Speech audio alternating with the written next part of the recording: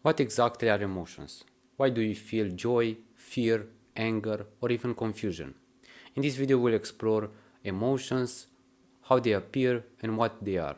There are multiple ways to decompose emotions, but in this video I would like to break down emotions in 4 different components: physiological activation, cognitive evaluation, facial expression, and behavior reactions.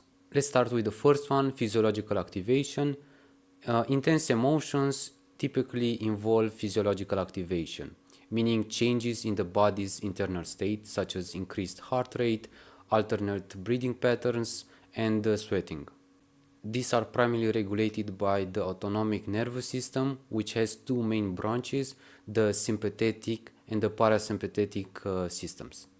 The sympathetic system triggers the fight or flight response, preparing the body for action by increasing alertness and energy output.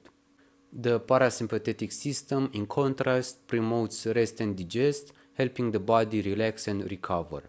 These two systems work in opposition to help the body manage and recover from emotional experiences. The second component is cognitive evaluation, which refers to the mental assessment of a situation or event that gives rise to an emotional response.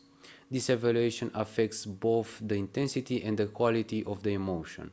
For instance, when individuals are given a non-specific physiological activation, for example through an injection of epinephrine, the emotional experience they report depends largely on their cognitive interpretation of the situation. There are also cases where emotions may bypass conscious evaluation.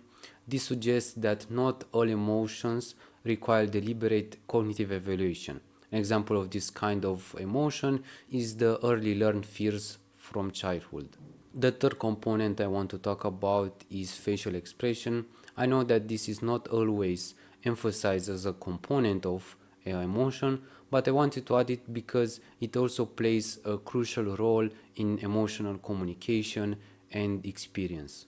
There are 6 primary emotions: happiness, sadness, fear, anger, surprise, and disgust, whose facial expressions are considered to be universal, meaning that they are recognized across all human cultures.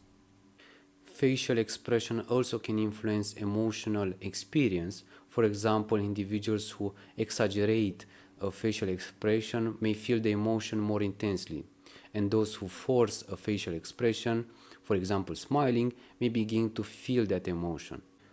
The last component is behavioral reactions. Emotions often prompt tendencies to behave in certain ways. A moderate emotional state can increase alertness and motivate actions, while very intense emotions may affect decision making or even lead to disruptive behavior. Emotions also influence attention and perception. We are more likely to notice and remember information that aligns with our current emotional state. For example, when in a bad mood, people tend to perceive risk as higher, whereas in a good mood, they may underestimate potential risk. Finally, emotional states bias our evaluation of people and objects. A negative emotional disposition may lead to more critical judgments, while a positive mood can result in more favorable assessments. There are multiple theories of emotions and how these components or variants of these components work together to form what we call emotions. Some of them are, I hope I pronounce the names correctly, but James-Lange theory states that emotions arise from our perception of physiological changes. We feel emotion because we notice our body reacting. For example, I tremble, therefore I am afraid. Cannon-Barr theory states that emotions and physiological responses occur simultaneously and independently, both triggered directly by the brain in response to a stimulus. Schachter-Singer two-factor theory states that emotions result from physiological arousal plus a cognitive label. The same bodily state can produce different emotions depending on how we interpret the situation. But now psychologists also increasingly use dimensional models to explain emotions, particularly in areas like affective neuroscience, emotion tracking, and computational modeling. One of the most well-known is Russell's Circumplex model of affect.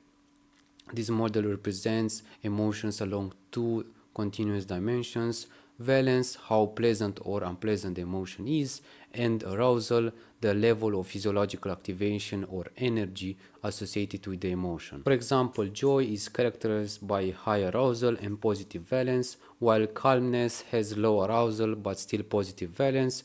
On the other hand, anger involves high arousal and negative valence, and sadness involves low arousal and negative valence. This dimensional approach allows for more nuanced representations of emotional states, especially when emotions blend or fluctuate over time. Rather than assuming fixed categories like fear or happiness, this model captures how emotions can vary in intensity and quality depending on the context. In summary, emotions shape how we perceive the world, react to challenges, and how we relate to others.